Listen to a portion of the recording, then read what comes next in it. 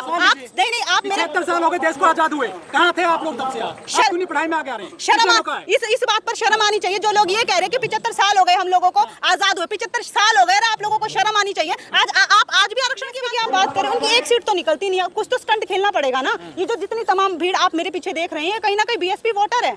ये क्यों हताश खड़े हैं, क्यों निराश खड़े हैं, क्यों उनके अगेंस्ट खड़े हैं? नगीना में जो है चंद्रशेखर आजाद को सांसद बनाया गया, संसद में भेजा गया, इन लोगों की बदौलत भेजा। देखिए ये बता रहे हैं 11 लाख रुपए। चंद्रशेखर वाल्मीकि समाज का कर्ज। बताना चाहूंगी कि कुछ जातिगत लोगों ने जो जातीय प्रेम रखते हैं, उन्होंने आरक्षण को अपनी जाति तक सीमित रख लिया है। उन्होंने कहीं और तक जाने ही नहीं दिया। ये और तक जाएगा तभी तो लोग मुख्य धारा से जुड़ेंगे। ये कैसे रोक लिया आरक्षण?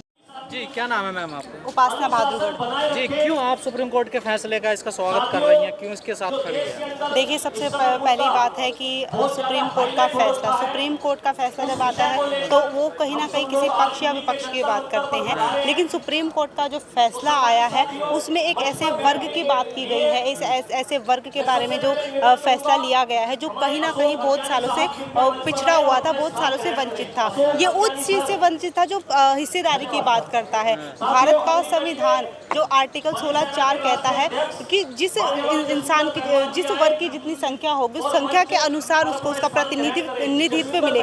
लेकिन इस प्रतिनिधित्व का क्या कर सकते हैं जो किसी को मिला ही नहीं है।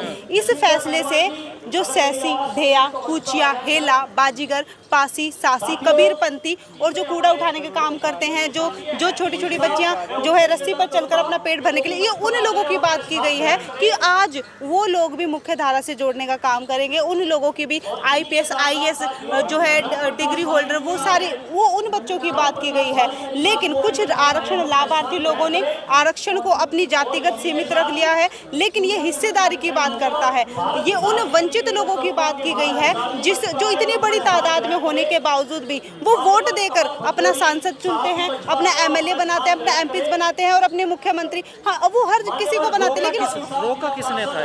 ये किसी ने रोका नहीं था, लेकिन ये जो हिस्सेदारी की बात की वो सही तरीके से नहीं आ रही थी। जो लोग आंदोलन करने के लिए जागरूक नहीं थे, जिन लोगों के पास शिक्षा नहीं थी, वो शिक्षा से ही तो जागरूक होंगे। जब शिक्षित ही नहीं होंगे तो जागरूकता कैसे आएगी? उन लोगों तक शिक्षा ही नहीं पहुंच पा रही है, और शिक्षा तब पहुंचेगी जब हम प्रतिनिधित्व की बात करते हैं। अब आप देख सकते हैं, आप पिछले आंकड़े उठाकर देख सकते हैं, 2020 में जो है आरक्षण वर्गीकरण हुआ शिक्षा के तर्ज पर, तभी कम से कम 15 MBBS आरक्षण के वर्गीकरण के बाद निकले, लेकिन इससे पहले नहीं निकल रहे थे। तो कितनी बड़ी विडंबना है। और अगर आज प्रतिनिधित्व की बात होती है तो क्या वंचित जातियों में पढ़े लिखे या योग्य लोग नहीं होंगे? क्या वो लोग मुख्य धारा से नहीं जुड़ेंगे? क्या उनके बच्चे मुख्य धारा में नहीं आएंगे? क्या जो सासी, पासी, कबीरपंथी, बाजीगर, डेला, हेला, डूम, इनकी बच्चियां क्या एडवोकेट नहीं बनेंगी, मास्टर्स नहीं करेंगी?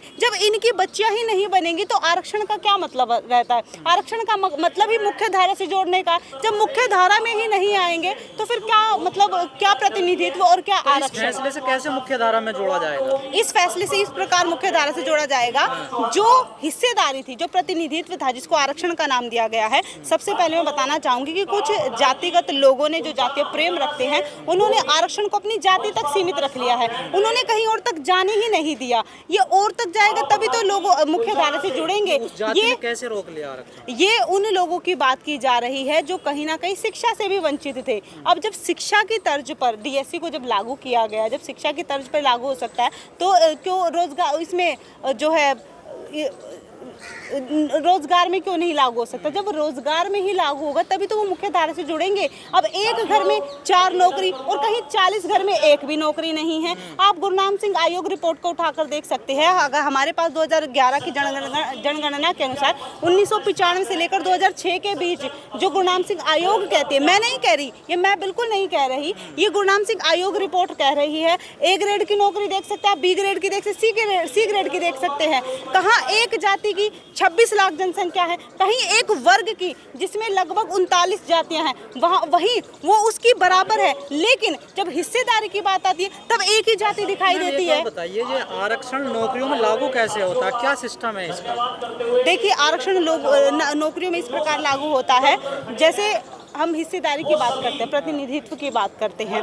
आरक्षण कोई आर्थिक स्थिति को बढ़ावा देने की, आर्थिक स्थिति को सुधारने का नहीं है, ये हिस्सेदारी की बात है। जिसकी जितनी संख्या भारी उसकी उतने हिस्सेदारी। ये हंटर कमीशन में राष्ट्रपिता ज्योतिबा फूले ने कहा था। लेकिन अगर मेरी जाति की संख्या ज़्यादा है और वो मैं अपने तक ही सीमित रखूंगा, मैं अन्य तक नहीं जाने दूंगा, तो अन्य लोगों को उसका लाभ कैसे मिल पाएगा? ये तो उन लोगों की बात है ना जो आज भी गटर में दम तोड़ देते हैं।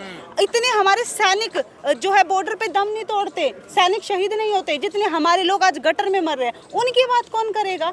भारत को कहते हैं कि लोकतांत्रिक देश है, लेकिन मैं कहूँगी कि भारत तो एक जातीय प्रधान देश है। यहाँ पर जाति के आधार पर उत्पीड़न होता है। लेकिन आज हम क्या देख पा रहे हैं, जैसे हम देख पा रहे हैं ब्राह्मण, वैश्य, क्षत्रिय, शूद्र, यहाँ तो शूद्र में भी अति शूद्र है, दलित में भी महादलित है, और जो दलित है वो महादलित के ऊपर शोषण कर रहा है।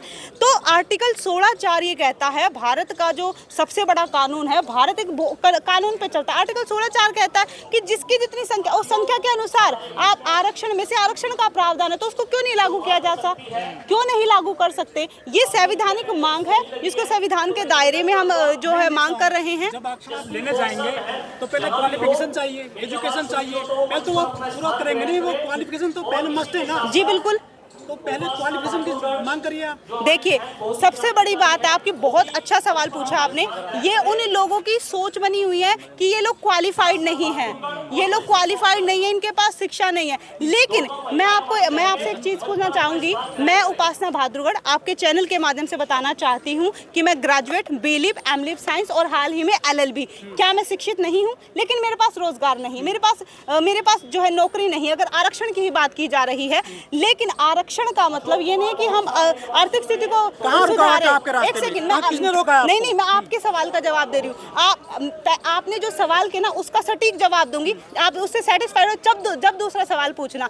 आपने कहा कि आपके पास डिग्री होनी चाहिए, पढ़ाई। अरे पढ़ाई मेरे पास है, नौकरी नहीं है मेरे पास, क्या मैं योग्य नहीं हूँ? जब तक नेपोलियन बोनापार्ट कहते हैं कि अगर आपके पास योग्यता होगी लेकिन अवसर नहीं होगा, तो आपकी योग्यता क्या करेगी? अरे ये आरक्षण में प्रतिनिधित्व की जो बात की जा रही है, आरक्षण वर्गीकरण की बात की जा रही है, ये अवसर की बात की जा रही है। आप अवसर निर्माण कीजिए, योग्यता हम अपने आप लेके आएंगे। कौन कहता है कि हमारे लोगों के पास एजुकेशन नहीं है?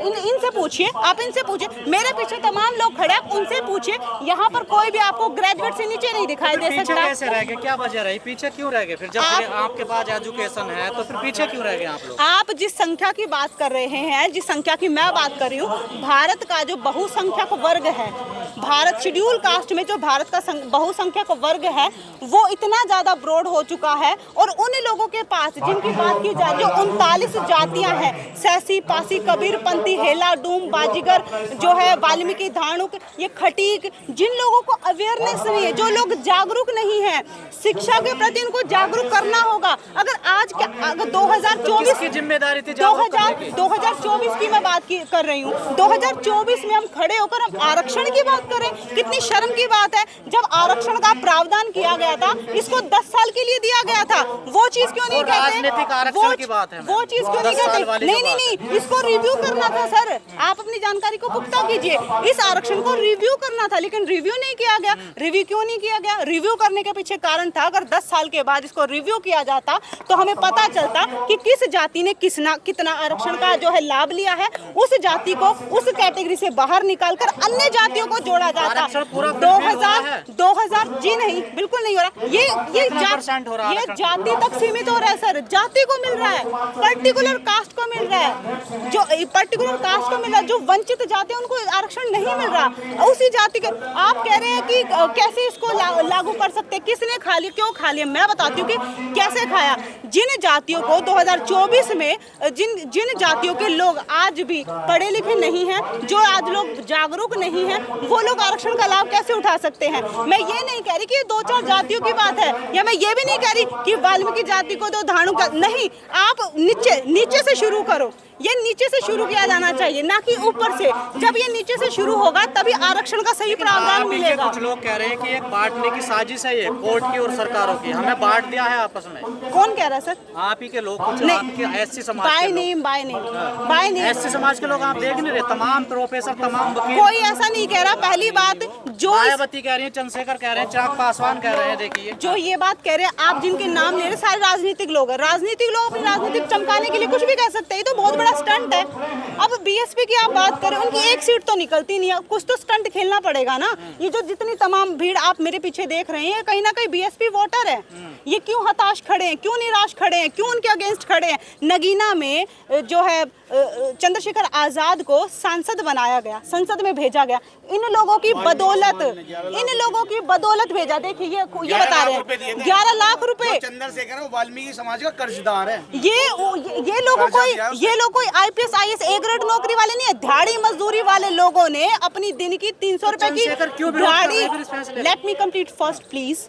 इन लोगों ने अपनी 300 रुपए की दिहाड़ी में से अपने पैसे बचाकर उस व्यक्ति को 11 लाख रुपए का चंदा दिया है, उनको अपनी आवाज उठाने के लिए, चुप्पी साधने के लिए नहीं। आज वो जातिगत नेता बन के बैठे हैं। इन लोगों ने जातिगत पार्टी बना ली, जातिगत नेता चुन लिए, जातिगत संगठन। हम कहाँ जाएंगे? ये जितने भी लोग सोशल एक्टिविस्ट लोग हैं, ये जितने भी लोग सोशल एक्टिविस्ट लोग हैं, एक सेकंड, यहाँ पर वंचित नहीं, मैं पहले एक सवाल का जवाब दूंगी। आप मेरे 70 साल हो गए देश को आजाद हुए, कहाँ थे आप लोग तब से? आप क्यों नहीं पढ़ाई में आगे आ रहे हैं? इस बात पर शर्म आनी चाहिए। जो लोग ये कह रहे हैं कि 75 साल हो गए हम लोगों को आजाद हुए, 75 साल हो गए, आप लोगों को शर्म आनी चाहिए। आप आज भी आरक्षण की बात कर रहे हैं, आप उन्हीं लोगों की बात क्यों नहीं करते जो लोग ये कह रहे हैं 75 साल बाद भी आप लोग। अरे मैंने आपको एक इतना बड़ा उदाहरण दिया, है नेपोलियन बोनापार्ट क्या कहते थे? वो ये कहते थे अगर आपके पास योग्यता होगी तो अवसर निर्माण, ये तो अवसर की बात की जा रही है। क्यों आप लोगों को क्यों दिक्कत हो रही है? अकॉर्डिंग टू यू आपको लगता है नहीं सर, क्वालिफिकेशन आएंगे तभी तो नौकरी मिलेगी। मेरा आरपीएसएफ में नंबर आया था, 1 नंबर से रहा था। अगर वर्गीकरण लागू हो गया होता तो मेरा आरपीएसएफ में नंबर आ गया होता। अगर आपको लगता है कितने हुए पंजाब हरियाणा में? कौन से? एबी में। मैं उत्तर प्रदेश की बात बता रहा हूँ। मैं उत्तर प्रदेश से हूँ। मेरा आरपीएसएफ में नंबर आया था, मैं 1 नंबर से रहा था। मुझे एससी में कंपटीशन करना पड़ा था। अगर वर्गीकरण लागू हो गया होता तो मेरा नंबर आ गया होता उसमें। एनएफएस नहीं हुआ, एनएफएस कहाँ हुआ उसमें? तो ऐसे ही होंगे ना। जब सेक्शन बढ़ जाएंगे वर्गीकरण में ए बी सी डी करके, तो अगर एनएफएस से होगा तो जो ए में बैठे हुए हैं वो फिल कर लेंगे उसको। कर सकते हैं। आप कह रहे हैं अगर वर्गीकरण होता जी तो मुझे नौकरी मिल जाती। बिल्कुल। आरक्षण लागू कैसे होता ये बताइए। नौकरियों में आरक्षण देखिए, पॉलिसी क्या है? समय बताता हूँ। आप एनएफएस की बात कर रहे हैं, अगर वर्गीकरण इसमें हो जाता है तो उसमें सेक्शन जैसे ए बी सी, जो ए में है अगर हम नहीं फिल कर पाते हैं बाय द वे, बाकी आपको हरियाणा के आंकड़े देख लेना, आपको समझ में आ जाएगा कि वर्गीकरण के बाद में और वर्गीकरण से पहले क्या आंकड़े थे और उसमें क्या था। ठीक है, बदलाव है पूरा 10 साल में, देख लेना आप आंकड़े। ठीक है, तो उसी में मैं ये बता रहा हूँ, इसमें वर्गीकरण होना बहुत जरूरी है। भर जाएंगी फिर सीटें बिल्कुल भरेंगी ना, बिल्कुल भरेंगी। वाल्मीकि समाज अवेयर है, पढ़ा लिखा है, अनपढ़ नहीं है। जो लोग भ्रम फैला रहे हैं पढ़ा लिखा नहीं है, ये और वो है, ऐसा नहीं है। अभी बाइट मत दो, प्रोग्राम